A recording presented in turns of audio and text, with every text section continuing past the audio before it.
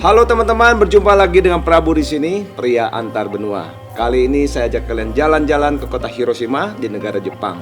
Kalau kita bicara kota Hiroshima, pasti yang muncul pertama kali di benak kita adalah peristiwa bom atom yang dijatuhkan di kota ini. Pada tanggal 6 Agustus 1945, tepatnya pada pukul 8 pagi lewat 15 menit, bom atom pertama kali di dunia dengan kode Little Boy dijatuhkan dari udara oleh pesawat pembom B-29 milik Amerika Serikat. Diperkirakan sekitar 140.000 jiwa melayang pada peristiwa ini. Kota ini hancur rata tanah dengan meninggalkan duka yang sangat dalam bagi seluruh warga Jepang secara umumnya dan kota Hiroshima pada khususnya. Namun peristiwa ini juga menjadi titik balik sejarah bangsa ini, menjadikannya sebagai bangsa yang cinta damai dan sangat maju dalam perekonomiannya. Hari ini kota Hiroshima telah tumbuh menjadi sebuah kota yang luar biasa, termasuk sektor pariwisatanya. Dan kira-kira objek wisata apa saja yang bisa kita kunjungi di kota ini? Namun sebelumnya teman-teman, jangan lupa untuk klik tombol like, share, subscribe, dan nyalakan loncengnya agar kalian bisa terus dengan Prabu jalan-jalan di video berikutnya. Sekarang kita langsung menuju ke kota Hiroshima. Sawadikap, sabaydi Minecraft. كيف حالكم؟ تعرف إنش بسل السلام عليكم. Nejesan. Gámar Csaba, Robor Zandebit. Manisma. Jó napot kívánok! Üdvözöljük Magyarországot, Budapest! Konnichiwa, minasan. Ciao, come stai? Prego. Hello，大家好，欢迎来到中国。 Merhaba, nasılsın? Bienvenue. Saatnya jalan-jalan keliling dunia bersama Prabu. Prabu, pria antar benua. Kota Hiroshima teman-teman. Sebelum kita jalan-jalan di kota ini, mari saya ajak kalian untuk mengenal peta wilayah dan populasi dari negara Jepang dan juga kota Hiroshima. Negara Jepang adalah sebuah negara kepulauan di Asia Timur. Terlihat di peta, negara ini terletak di ujung sisi barat Laut Samudra Pasifik. Lalu di sisi baratnya berbatasan langsung dengan Laut Jepang, dengan Laut Okhotsk di sisi utara, serta Laut Cina Timur dan Taiwan di sisi barat daya. Negara kepulauan ini memiliki wilayah yang meliputi 6.852 pulau dan diantaranya terdapat 5 pulau terbesar, mulai dari yang paling utara hingga yang paling selatan, yaitu Hokkaido, Honshu, Shikoku, Kyushu, dan Okinawa. Sedangkan kota Hiroshima terletak di sisi barat daya dari Pulau Honshu. Untuk populasi, kota Hiroshima mempunyai jumlah penduduk sebesar 1.199.391 jiwa menurut sensus di tahun 2019. Sedangkan jumlah penduduk negara Jepang saat ini sebesar 125.710.000 jiwa menurut sensus di tahun 2020. Dan untuk luas wilayah, kota Hiroshima memiliki luas 907 km persegi. Sedangkan untuk luas negara Jepang adalah 377.975 km persegi. Nah, itulah teman-teman informasi mengenai peta wilayah dan populasi dari negara Jepang dan juga kota Hiroshima. Dan sekarang saya ajak kalian untuk mengenal fakta menarik dari negara Jepang dan juga kota Hiroshima. Jepang adalah negara terpadat ke-11 di dunia, dengan sekitar 3/4 wilayahnya merupakan wilayah berkontur pegunungan. Wilayah Jepang diperkirakan telah dihuni oleh manusia sejak periode Paleolitik muda, yaitu sekitar 30.000 tahun sebelum Masehi. Menurut mitologi tradisional, Jepang didirikan oleh Kaisar Jimmu pada abad ke-7 sebelum Masehi. Beliau dikisahkan merupakan keturunan dari Ninigi, cucu dari Dewi Amaterasu atau Dewi Matahari. Sejak itulah sejarah kemonarkian Jepang dimulai, yang bertahan hingga saat ini. Kaisar Jepang merupakan seorang pemimpin keluarga kekaisaran dan juga kepala seremonial negara dari sistem monarki konstitusional Jepang. Selain itu, Kaisar Jepang juga sebagai pemegang kewenangan tertinggi di dalam agama Shinto. Namun fakta sejarahnya, peran Kaisar Jepang berganti-ganti antara peran simbolis seremonial dan peran seorang penguasa kekaisaran sebenarnya. Sejak berdirinya Keshogunan pada tahun 1192, Kaisar Jepang sudah jarang sekali mengambil peran sebagai panglima tertinggi dalam medan pertempuran, tidak seperti kekaisaran yang berada di negara barat. Kaisar Jepang telah hampir selalu dikendalikan oleh kekuatan politik eksternal hingga berbagai tingkatan. Faktanya dari tahun 1192 sampai 1867, Shogun merupakan penguasa de facto Jepang, meskipun status jabatan mereka ditunjuk oleh sang kaisar. Setelah restorasi Meiji pada tahun 1868, kaisar ada perwujudan dari sebuah kekuasaan yang berdaulat. Namun saat ini, sistem pemerintahan negara Jepang adalah berbentuk monarki konstitusional, di mana status Kaisar Jepang hanya sebatas simbol negara saja, sedang sistem pemerintahannya dipimpin oleh seorang Perdana Menteri. Setelah Perang Dunia Kedua, Jepang mengalami pertumbuhan ekonomi yang tinggi. Hal ini menjadikannya sebagai negara dengan tingkat perekonomian terbesar kedua di dunia pada tahun 1990, sebelum dikalahkan oleh negara Cina pada tahun 2010. Hari ini negara Jepang termasuk anggota PBB sejak tahun 1996, OECD, G8, dan juga anggota APEC. Dan sekarang saya ajak kalian untuk mengenal fakta menarik tentang kota Hiroshima, yang juga menjadi ibu kota prefektur Hiroshima. Hiroshima adalah kota pelabuhan di tepi laut pedalaman Seto, yang dikenal juga sebagai pusat industri tekstil dan barang-barang dari karet. Kota ini didirikan pada tahun 1598 sebagai kota istana di delta Sungai Ota. Hiroshima secara harfiah berarti pulau luas. Pada waktu itu, istana ini didirikan di tengah pulau yang daratannya yang paling luas di tengah-tengah delta Sungai Ota. Nama Hiroshima diperkirakan berasal dari nama-nama tokoh yang dulunya mendirikan kota ini. Kata Hiro diambil dari nama Oi Hiromoto yang berasal dari nenek moyang klan Mori. Sedangkan kata Shima diambil dari nama Fukushima Motonaga yang memimpin pembangunan konstruksi istana pada awalnya. Setelah restorasi Meiji pada tahun 1868, kota Hiroshima dengan cepat berubah menjadi pusat kota dan juga pusat industri utama. Kota ini juga menjadi pusat kegiatan militer selama era kekaisaran, memainkan peran penting seperti dalam Perang Cina-Jepang pertama, Perang Rusia-Jepang, dan Perang Dunia ke-1 dan ke-2. Hiroshima akan selalu dikenang sebagai kota pertama di dunia yang pernah dijatuhi bom atom di akhir Perang Dunia Kedua, tepatnya pada tanggal 6 Agustus 1945. Sekarang kota Hiroshima telah dikenal di dunia sebagai kota perdamaian dengan dibangunnya The Peace Memorial Hiroshima yang terletak di pusat kota Hiroshima dan telah ditetapkan sebagai situs warisan dunia UNESCO. Nah teman-teman, tiba saatnya kita jalan-jalan di kota Hiroshima dan sekitarnya. Objek pertama yang akan kita kunjungi adalah Hiroshima Peace Memorial Park. Taman ini dibangun untuk mengenang peristiwa jatuhnya bom atom di kota Hiroshima dan bertujuan untuk mengingatkan kepada seluruh umat manusia akan pentingnya sebuah perdamaian. Di taman ini terdapat beberapa monumen penting lainnya, antara lain Hiroshima Peace Memorial atau yang dikenal juga dengan nama Atom Bomb Dome. Monumen ini sangat ikonik, berupa sebagian gedung yang tersisa akibat ledakan bom atom, dan saat ini menjadi salah satu situs warisan dunia UNESCO sejak tahun 1996. Monumen ini merupakan simbol harapan umat manusia untuk perdamaian dunia dan pemusnahan senjata nuklir. Didirikan pada tanggal 5 April 1915 dan diresmikan sebagai gedung pameran produk industri prefektur Hiroshima pada awalnya. Berdasarkan fakta sejarah, pada tanggal 6 Agustus 1945, pukul 8 pagi lewat 15 menit, bom atom yang bernama The Little Boy meledak di udara pada ketinggian 580 meter. Di atas lokasi yang terletak sekitar 200 meter sebelah tenggara dari gedung ini. Sekitar 30 pegawai dan orang-orang yang sedang berada di dalam gedung ini semuanya tewas seketika. Satu-satunya pegawai yang selamat adalah seorang penjaga malam yang kebetulan sudah pulang ke rumahnya dengan sepeda sekitar jam 8 pagi.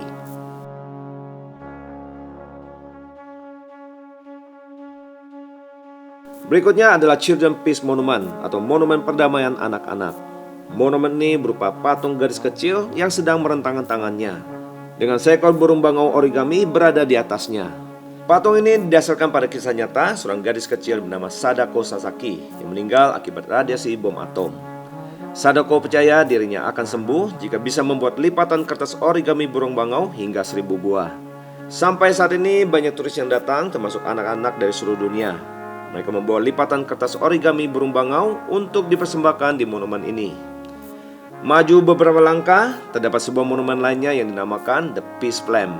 Monumen ini didirikan untuk mengenang para korban yang meninggal akibat bom atom Hiroshima. Apinya telah dinyalakan sejak tahun 1964 dan akan menyala terus dengan harapan di suatu hari tidak ada lagi bom nuklir di muka bumi. Berikutnya adalah The Memorial Cenotaph yang berada sejajar dengan monumen The Peace Flame dan juga Hiroshima Peace Memorial. Monumen ini berbentuk pelana yang menutupi cenotaph atau tugu peringatan yang memuat semua nama-nama korban yang tewas akibat bom atom Hiroshima ini. Monumen ini didirikan pada tanggal 6 Agustus 1952. Bentuk lengkungannya melambangkan sebagai tempat berlindung bagi jiwa-jiwa para korban.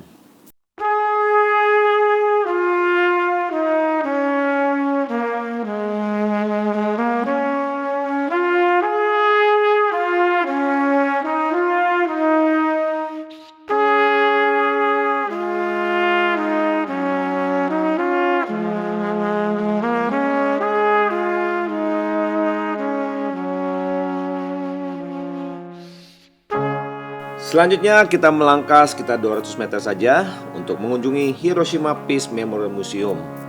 Museum ini didirikan pada bulan Agustus 1955. Di sini dipamerkan barang-barang peninggalan para korban, foto-foto, artefak-artefak lainnya sebagai sebuah pesan betapa ngerinya peristiwa ini. Mari kita masuk ke dalam museum ini yang terdiri dari dua sisi, yaitu East Wing dan West Wing. Kita mulai dengan bagian East Wing. Di sini kita diajak untuk mengenang sejarah kota Hiroshima sebelum dibom. Situasi perkembangan dan keputusan yang dilakukan oleh pihak Amerika Serikat untuk menjatuhkan bom atom di kota Hiroshima, kehidupan warga Hiroshima selama Perang Dunia Kedua dan setelah pengeboman, dan diakhiri dengan informasi tentang zaman nuklir dan perkembangannya. Selanjutnya kita menuju ke West Wing. Di sini kita diajak untuk melihat kerusakan-kerusakan yang disebabkan oleh bom atom ini, seperti pada material yang melekat pada tubuh korban pada saat kejadian, antara lain pada pakaian, jam tangan, sepatu, rambut, dan barang-barang pribadi lainnya. Lalu kerusakan yang disebabkan oleh hawa panas yang terjadi pada benda-benda seperti kayu, batu, logam, kaca, daging, dan lain-lain. Berikutnya kerusakan yang disebabkan dari hasil ledakan bom atom, seperti pada rumah-rumah, gedung-gedung, jalanan, dan lain-lain. Dan juga efek radiasi yang ditimbulkan, seperti kesehatan yang dialami oleh warga Hiroshima, baik efek jangka pendek maupun jangka panjangnya.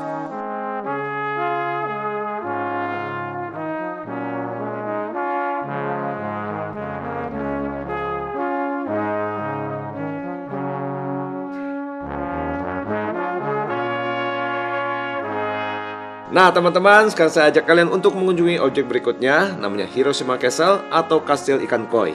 Kastil ini berada di tengah pulau dengan taman yang luas dan dikelilingi oleh parit. Konon nama Kastil Ikan Koi berasal dari keberadaan ikan-ikan koi yang hidup di parit ini. Kastil ini dibangun pertama kali di tahun 1589. Namun sayangnya bom atom yang dijatuhkan di kota Hiroshima telah menghancurkan seluruh bangunan asli yang terbuat dari kayu. Kastil ini awalnya merupakan kediaman bangsawan lokal, yaitu Fukushima Masanori, sebelum diserahkan kepemilikannya kepada Asano Nakakira, seorang samurai Jepang dari zaman Edo yang menjabat sebagai daimyo atau penguasa feodal pada tahun 1619. Kastil yang ada sekarang merupakan replika yang terbuat dari beton. Dibangun pada tahun 1958 dan kini berfungsi sebagai museum sejarah Hiroshima sebelum Perang Dunia Kedua. Sekarang saya ajak kalian masuk ke dalam kastil ini yang terdiri dari 5 lantai dengan ketinggian 26,6 meter.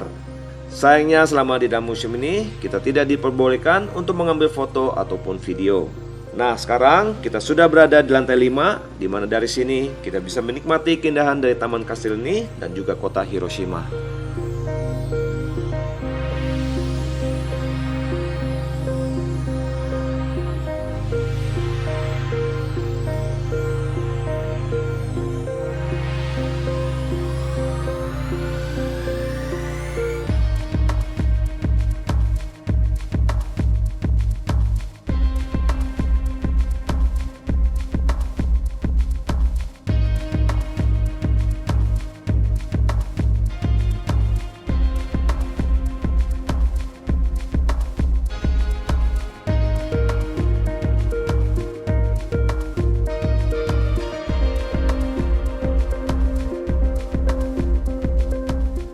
Dari Hiroshima Castle, kita lanjutkan perjalanan kita menuju Suken Garden yang hanya berjarak sekitar 600 meter saja. Taman ini dikonstruksi pada tahun 1620 atas perintah Asano Nagakira sebagai villa keluarganya. Taman ini dibuka untuk umum pada tahun 1940 setelah keluarga Asano menyumbangkannya kepada pemerintah daerah prefektur Hiroshima. Di sini kita bisa mendapatkan suasana tenang dan damai di tengah keramaian kota Hiroshima. Objek yang paling ikonik di taman ini adalah jembatannya yang berbentuk setengah lingkaran yang dinamai Kokokyo atau jembatan pelangi. Seperti pada umumnya taman-taman bergaya Jepang, taman ini dirancang agar kita bisa berjalan-jalan mengitarinya untuk menikmati keindahan dan keasrian taman ini. Selain turis, banyak juga terlihat pasangan pengantin yang datang kemari untuk mengabadikan momen bahagia mereka di sini.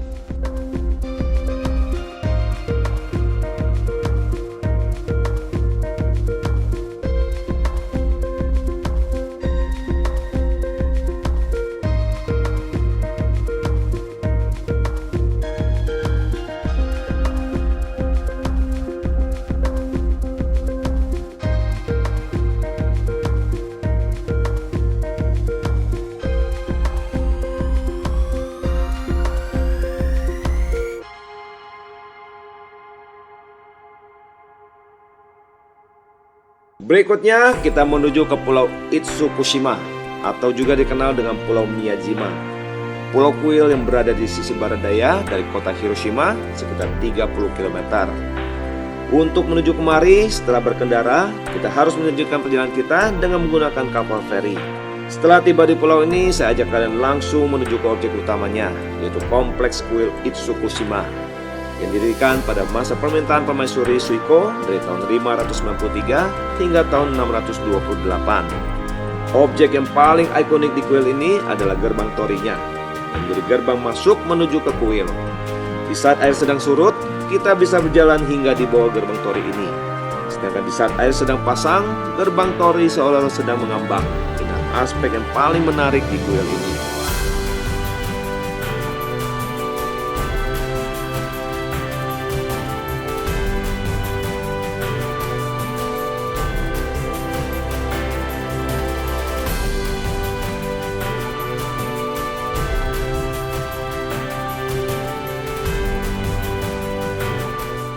Setelah puas menikmati keindahan alam dan juga kuil Itsukushima, bagaimana kalau sekarang saya ajak kalian mendaki gunung? Nah, ini pasti seru kali. Karena kebetulan gunung yang saya maksud masih berada di dalam pulau yang sama, namanya Gunung Misen. Gunung ini memiliki ketinggian 535 meter di atas permukaan laut. Untuk mencapainya ada dua pilihan cara. Yang pertama, mengikuti jalan setapak yang dapat ditempuh sekitar 2 jam perjalanan. Lumayan banget, cocok buat kalian yang hobi olahraga. Atau pilihan kedua, untuk menghemat waktu, kita bisa naik kereta gantung yang akan menghantar kita hingga tiba di stasiun Shishiwa. Lalu dari stasiun Shishiwa, kita tinggal jalan kaki selama 20 menit hingga tiba di puncaknya. Setelah tiba di puncak, semua kelelahan kalian akan terbayarkan. Hamparan luas dengan pemandangan kota Hiroshima terlihat dengan jelas di sisi utara. Sedangkan di sisi selatan, kita juga akan disuguhi pemandangan dari Laut Pedalaman Seto. Pemandangan yang luar biasa indah, karya agung Tuhan Sang Pencipta.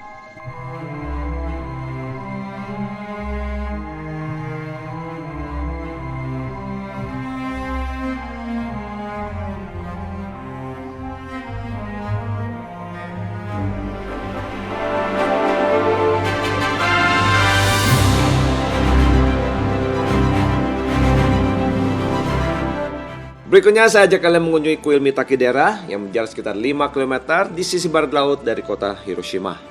Kompleks kuil ini didirikan pada tahun 809. Berada di kawasan yang rindang, dipenuhi dengan pohon-pohon sakura dan maple, membuat suasana sekitarnya terasa sejuk dan nyaman. Di sini terdapat sebuah pagoda yang berwarna merah terang. Awalnya berasal dari Hirohachiman Jinja di prefektur Wakayama. Kemudian dipindahkan ke sini pada tahun 1951 untuk digunakan sebagai tempat upacara peringatan bagi para korban bom atom. Nama Mitaki artinya 3 air terjun, di mana ketiga air terjun tersebut berada di lokasi ini. Airnya digunakan sebagai air persembahan untuk para arwah korban bom atom selama proses upacara peringatan perdamaian Hiroshima berlangsung. Selain itu, terdapat juga bangunan dan patung-patung religius lainnya, menjadikan tempat ini sebagai lokasi yang tepat untuk berdoa dan menenangkan jiwa serta pikiran.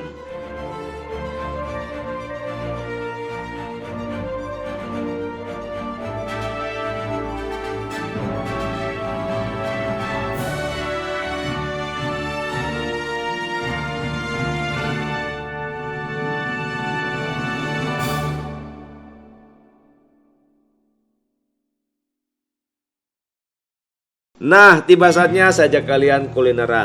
Satu makanan khas dari kota Hiroshima yang harus kalian cobai yaitu okonomiyaki. Okonomiyaki adalah pancake khas Jepang yang terbuat dari tepung terigu dengan ditambahkan dengan bahan-bahan lainnya seperti kol, telur, seafood, daging babi, dan lain-lain.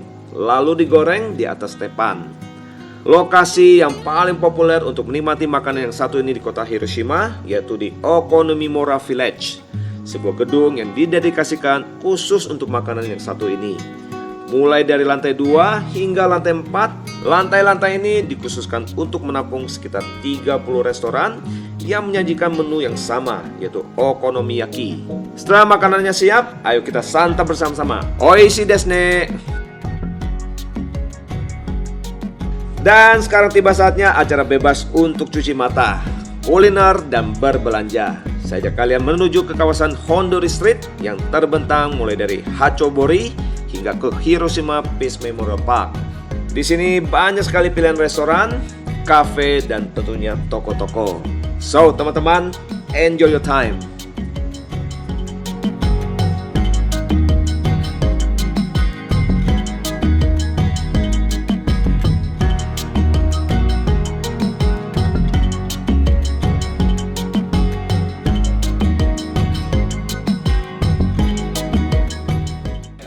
Nah teman-teman, demikian jalan-jalan seru kita di kota Hiroshima. Dan sekarang ada beberapa tips yang ingin saya sampaikan sebelum perjalanan kita ke kota ini. Pertama, kita bicara visa.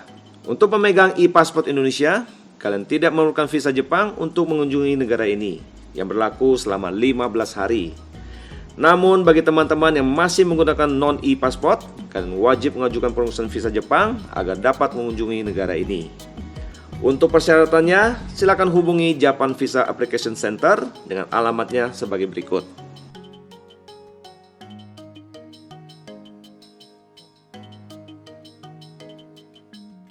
Berikutnya kita bicara iklim dan cuaca. Kota Hiroshima dan sekitarnya memiliki iklim subtropis lembab dengan musim dingin yang cukup sejuk dan musim panas yang lembab. Seperti kebanyakan di wilayah Jepang lainnya, kota ini dipengaruhi oleh sirkulasi monsun, di mana pada musim dingin, arus dingin barat laut datang berhembus. Sedangkan di musim panas, arus tersebut digantikan oleh arus panas dan lembab yang berasal dari wilayah tropis. Di musim dingin, suhu berkisar antara 5 hingga 10 derajat Celcius dan umumnya turun salju. Di musim panas, udaranya panas dan lembab, di mana suhunya berkisar antara 23 hingga 30 derajat Celcius. Dengan puncak panasnya yang biasanya terjadi di bulan Agustus. Namun informasi iklim dan cuaca ini dapat berubah sewaktu-waktu. Berikutnya kita bicara mata uang. Mata uang negara ini adalah yen Jepang dengan kodenya YEN. Saat ini 1 yen setara dengan 136,21 rupiah. Namun teman-teman, rate ini bersifat tentatif dan fluktuatif. Kalian mesti mengecek kembali rate ini menjelang hari keberangkatan. Demikian teman-teman, jalan-jalan seru kita di kota Hiroshima. Kalau kalian suka dengan video ini, silahkan klik tombol like, share, subscribe, dan nyalakan loncengnya. Dan bagi kalian yang penasaran kota mana yang ingin kalian kunjungi untuk saya bahas di video berikutnya, silahkan komen di bawah. Saya Prabu, pria antar benua.